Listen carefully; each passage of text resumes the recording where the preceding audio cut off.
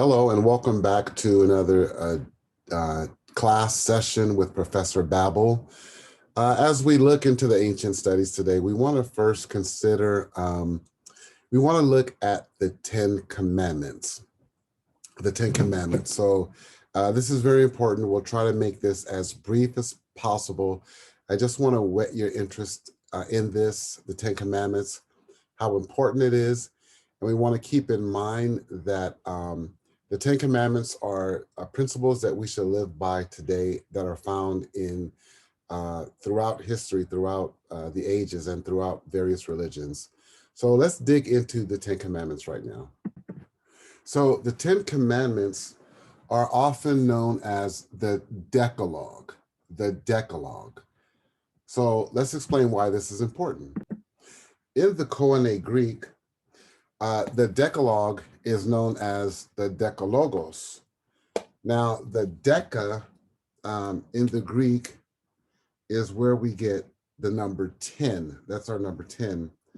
The Logos, some of you heard Logos or Logos. It depends on the circumflex.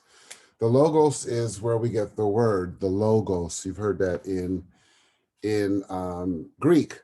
So actually, the Decalogue is the 10 word or 10 words.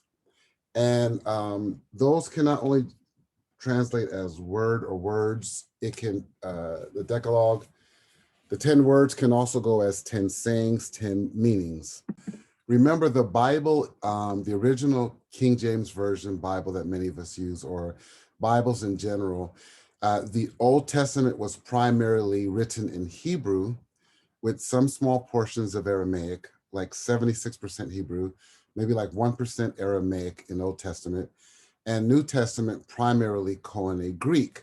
Now, books like Matthew and stuff was actually written in Hebrew, later translated into the Koine Greek by James. But the idea is that predominantly the Old Testament is Hebrew and the New Testament is Greek. And so that's why we're looking at the Ivrit and the Greek when we're studying this, okay? So in the Hebrew, the Decalogue or the Ten Commandments. So this is the Decalogue, the Ten Commandments. This is the breakdown of Koine Greek. So we're kind of going backwards. We're going to the Greek and then back to the Hebrew. So in the Hebrew, it's the Aseret Hadavarot. The Hasaret is actually where we get the 10. So this is like the number 10. And then Ha is the definite article that's used. The vrot, it's in the feminine gender, it's plural. So it's the commandments, or again, in Hebrew, it could read a little differently. It could mean the commandments or the principles or the sayings, the 10 principles or sayings or words or statements that God made. Now, as we are familiar with the story, God gave these 10 commandments to Moses. But Moses actually, in the Hebrew, is Moshe. So Moshe is how, like Moshe is how you would pronounce Moses in Ivrit, in Hebrew.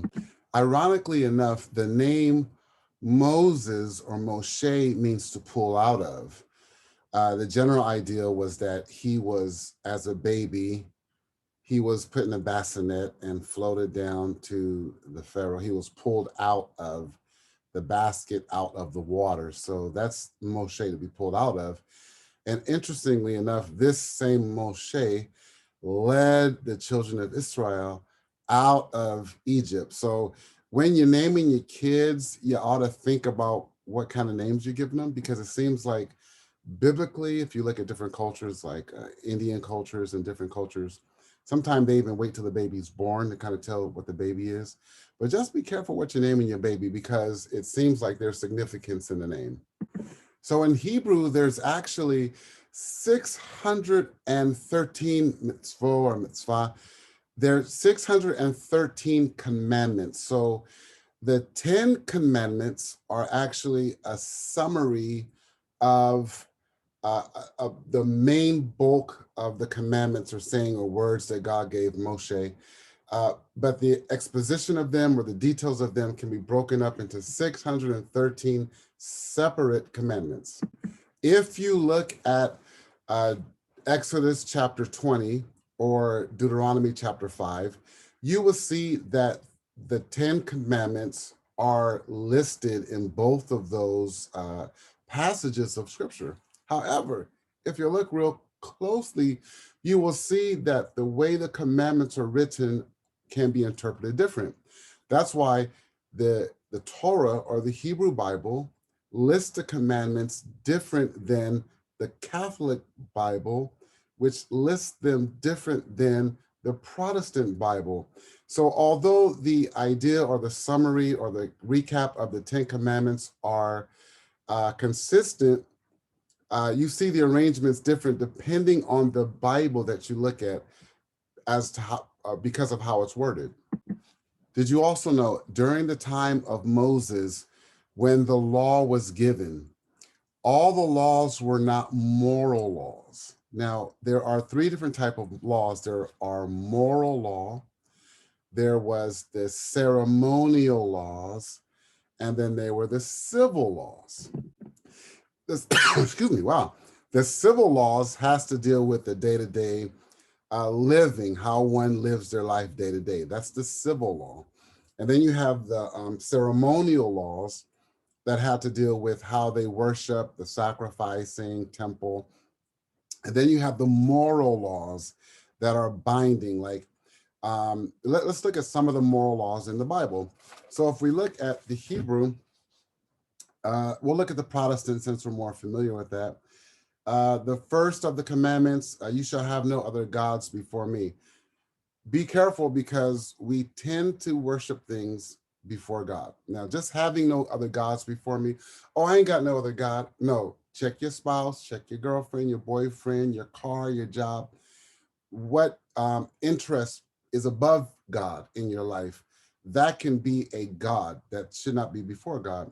And then the next commandment, don't make any graven images, also ties into um, things that get our priority greater than God, things that we prioritize more than God.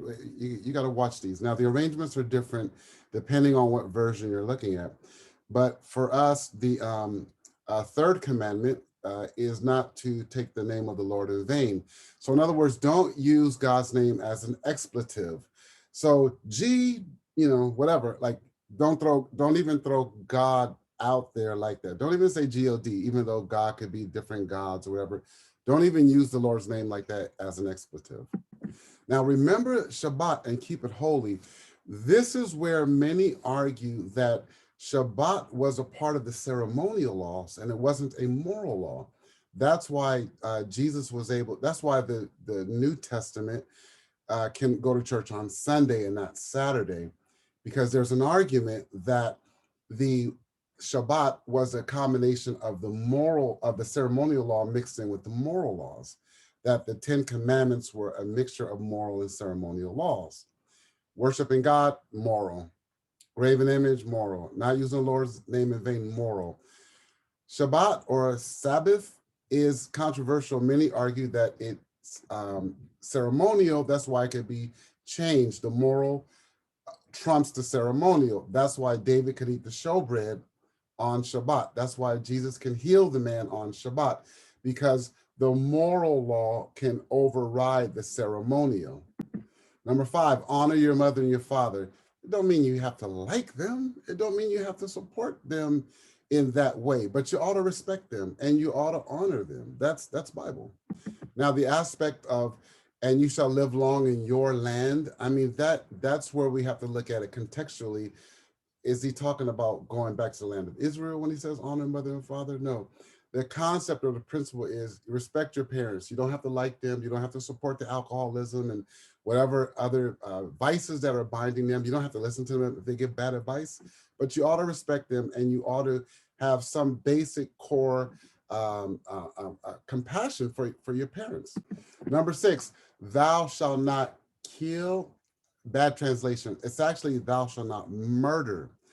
Bust into my house, pop, pop, pop. You might get killed. That's not a sin. Murdering, intent, trying to take somebody out. That's the sin. The reads very clear, thou shalt not murder, not thou shalt not kill. Thou shalt not commit adultery. When you have a wife, don't commit adultery. When you have a husband, don't commit adultery. It's interesting in the earlier Schofield translation because you have to look at the Hebrew. It says lo, which is the not, the negative, and then it goes into the word. In the early translation, the Schofield, they left out the lo in Ivrit. So this is how you would say like lo, which will be the no or the not. So in the early Schofield, not commit adultery wasn't included. So it just said, thou shalt commit adultery. So that's a scholarly joke if you look at old manuscripts. Thou shalt not steal. You know, if it's not yours, don't take it. If it belongs to someone else, let them have it. Now, in the Jewish Torah, the ninth commandment is not to bear false witness. In the Protestant, the ninth commandment is not to bear false witness. But in the Catholic, it's to not covet thy neighbor's wife. So you see how there's a different arrangement in the books, but the principles are the same and encapsulated. Don't lie on folk. Don't throw shade on people you don't even know what they're going through. Don't steal from people. And then the final commandment is not to covet. So covet is in the in our, so your neighbor's goods. Basically what the commandments are doing is it's giving them a summary of principles to live by. The davarim or davarot is the sayings or the words. God is like, this is what you all need to do to get along with each other, to work harmoniously. These are some principles. The moral aspect of it is this is not changeable. This is what constitutes the character of Christ, what's right and wrong. The ceremonial goes different depending on the nation, depending on the people, but that's the worship or the practice. But then the civil is the regular laws.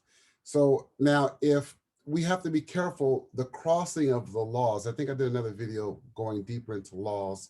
We have to be careful because God's law ought to trump man's law. Mostly they can work harmoniously, but when the law switches, you have to decide which law are you going to follow. Okay, so this was a brief introduction to the 10 Commandments. I know we went fast. We're trying to make some smaller videos because a lot of people's attention span is not there. And so continue to support the channel, click the like button, share, and we'll see you next time. Until then, God bless.